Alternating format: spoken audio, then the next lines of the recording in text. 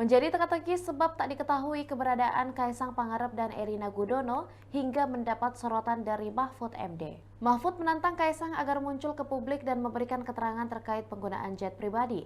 Tantangan itu ia sampaikan melalui podcast bertajuk Terus Terang di channel YouTube-nya yang diunggah pada hari Senin 2 September lalu. Mahfud MD meyakini Kaisang sedang berada di Amerika Serikat bersama sang istri. Pasalnya, terakhir Kaisang naik jet pribadi bersama Erina Gudono untuk berlibur ke Amerika Serikat.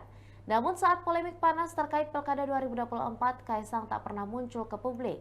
Oleh sebab itu, Mahfud MD meminta Kaisang muncul dan menjelaskan terkait asal-usul jet pribadi serta harga tiket yang perlu diketahui oleh publik. Mahfud MD menuturkan Kaisang adalah anak nomor 1 dari seorang pejabat publik di Indonesia. Demikian Tribun Hot News kali ini dan jangan lupa saksikan berita lainnya hanya di kanal YouTube dan juga Facebook Tribun Timur.